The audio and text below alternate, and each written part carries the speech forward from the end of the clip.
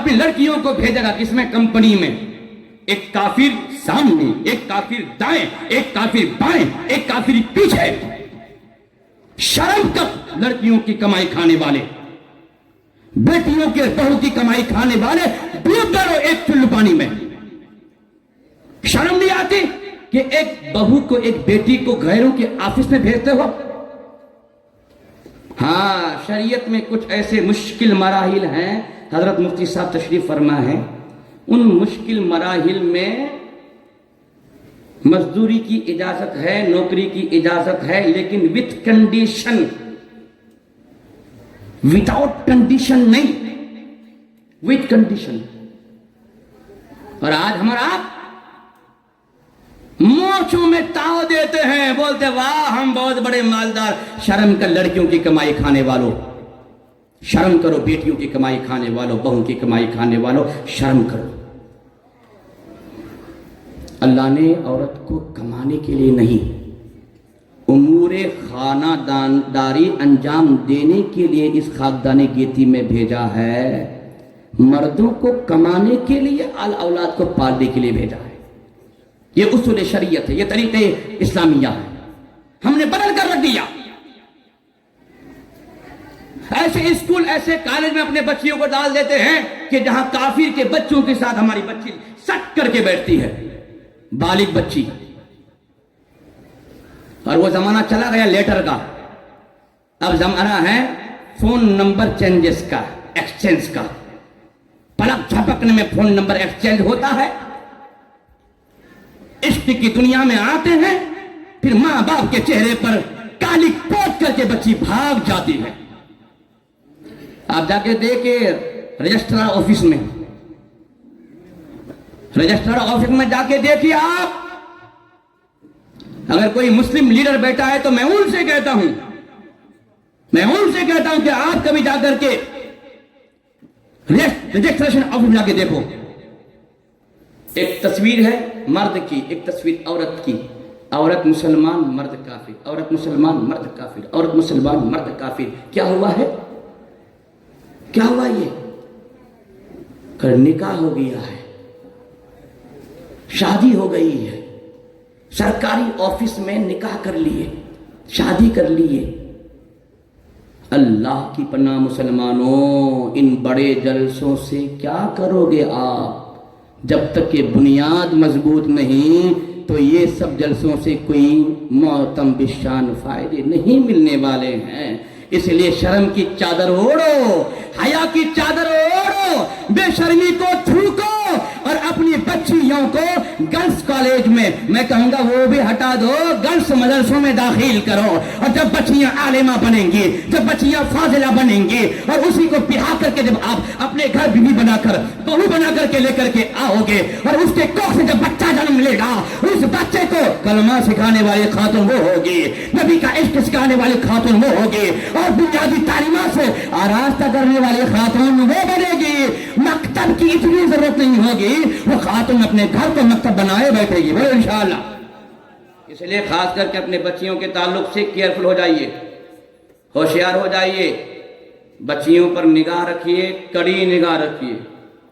بچیوں کو Android mobile مت دیجیے. میں کہوں گا اینڈرائڈ نہیں، ڈینڈرائڈ کوئی بھی موبائل ہو مت دیجیے. اس کو موبائل کی کیا ضرورت ہے؟ کیا ضرورت ہے؟ اسٹڈی کرے گی، مطالعہ کرے گی، پڑھے گی، گھر میں لیپ ٹاپ میں پڑھے، اور لیپ ٹاپ میں سم نہیں ہونا چاہیے.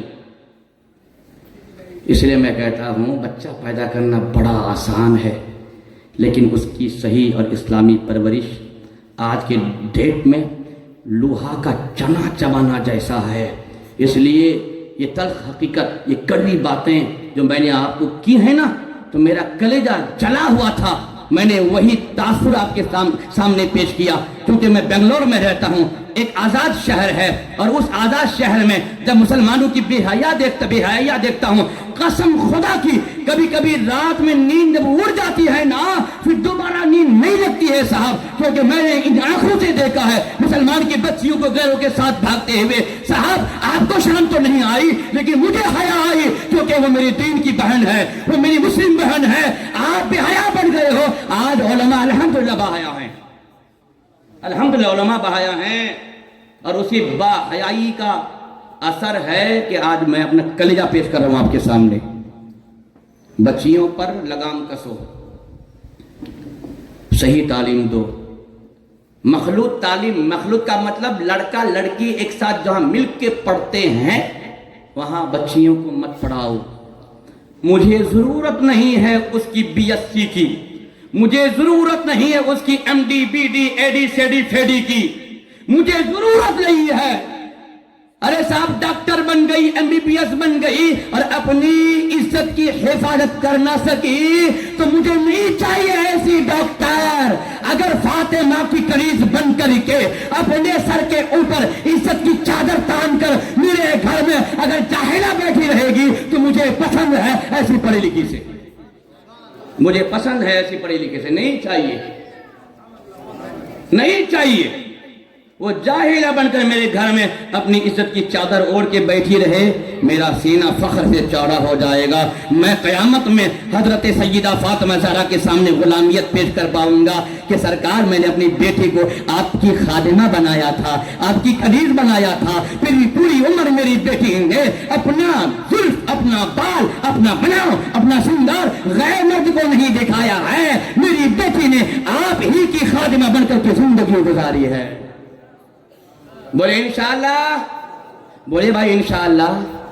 ہاں، یہ کوئی میں ایکٹنگ یا کوئی ایکٹر نہیں ہوں ماذا اللہ کہ میں آپ کو یہاں پرفارمنس دے رہا ہوں، میں خون جگر پیش کر رہا ہوں آپ کے سامنے۔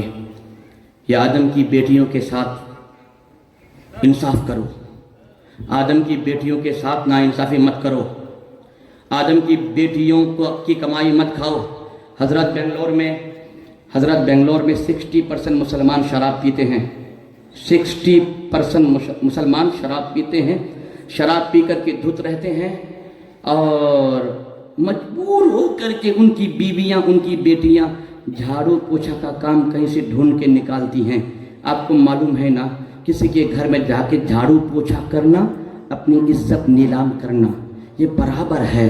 کیوں صاحب کہ وہی لوگ جھاڑو پوچھا میں رکھتے ہیں جو لوگ عیاش ہوتے ہیں۔ میں اکثر کی بات کر رہا ہوں، اس میں کچھ اچھے لوگ بھی ہوتے ہیں، اکثر وہی ہے جو عیاش ہوتے ہیں۔ اور جھاڑو پوچھا کرنے کے لیے 60 سے کراس خاتون کو وہ لوگ نہیں رکھیں گے، 50 کراس خاتون کو نہیں رکھیں گے، 30 کے آس پاس، 25 کے آس پاس جو خاتون بیوہ وغیرہ ہے یہ حالات کے مارے ہیں، ایسو کو وہ لوگ رکھتے ہیں۔ کیوں؟ اس لیے کہ جھاڑو پوچھا کے بہانے اس کی عزت کے ساتھ کھیلنا بھی تو ہے نا۔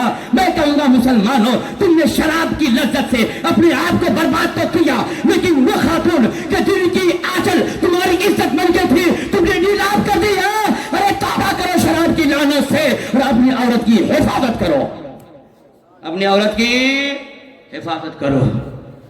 ہیں اگر راستے میں آپ کی عورت چل رہی ہے اور کسی مرد کا جسم انجانے میں لگ جائے تو دکھاوے کے طور پر، ایگزیبیشن کے طور پر اس وقت آپ گرم ہو جائیں گے، میری بیوی پر بدن لگا دیا تم نے، تو میں کہوں گا شرم کر، خالی یہاں پر بدن لگایا ہے انجانے میں تو اتنا غصہ، اور غیروں کے آفس میں جو بھیج دیتے ہو آگے پیچھے چاروں طرف سے غیر جو منڈلاتے ہیں اس وقت غیرت مر جاتی ہے، شرم مر جاتی ہے۔ اللہ کی پناہ، ایک خاتون 4 مرد کو جہنم لے کے جائے گی، سنیں گی نہیں سنیں؟ حضرت ہے نا، یہ روایت میں ہے نا، ہاں، ایک عورت 4 مرد کو جہنم لے کے جائے گی۔ جو اس عورت کو ہم نے بگاڑنے کے لیے آزاد چھوڑ دیا ہے، قیامت میں جب حساب کتاب دے گی وہ نا، تو حساب کتاب میں پھنس جائے گی۔ اللہ فرمائے گا جہنم جا، تو کہے گی نہیں، اکیلے نہیں، اپنے ابا کو لے کے جاؤں گی، اپنے ابا کو لے کے جاؤں گی۔ تو کیوں؟ کہ ابا کی پرورش میں تھی، انہوں نے میرے طرف کوئی دھیان نہیں دیا، میری کوئی تعلیم کوئی تربیت انہوں نے نہیں کیا۔ وہ دھیان دیتے، تعلیم و تربیت کرتے تو میں نہیں بگڑتی۔ اچھا ٹھیک ہے ٹھیک ہے ٹھیک ہے، چل ابا کو لے کے جا، کہے گی نہیں، بھائی کو بھی لے کے جاؤں گی، بھائی کو بھی لے کے جاؤں گی. آج کل کے بھائی اپنی بہن کو برتھ ڈے میں موبائل گفٹ کرنے والوں، بہن کا برتھ ڈے آتا ہے تو بھائی لوگ موبائل گفٹ کرتے ہیں. شرم کر، بہنوں کو موبائل گفٹ نہیں، بہنوں کو کنز الایمان گفٹ کرو. سبحان اللہ بھائی. بہنوں کو بہار شریعت گفٹ کرو، بہنوں کو قانون شریعت گفٹ کرو، بہنوں کو انوار شریعت گفٹ کرو. اس لیے کہ دنیا کا کوئی ایپل کوئی موبائل قرآن مجید کے مقابل میں گفٹ نہیں ہو سکتا ہے. بیش قیمت گفٹ کا نام آج کے ڈیٹ میں قرآن مجید ہے، وہ گفٹ کرو. لیکن نہیں، خوش ہو گئی بہن، ایپل بھائی نے موبائل گفٹ کیا، تم نے ایپل موبائل گفٹ نہیں کیا.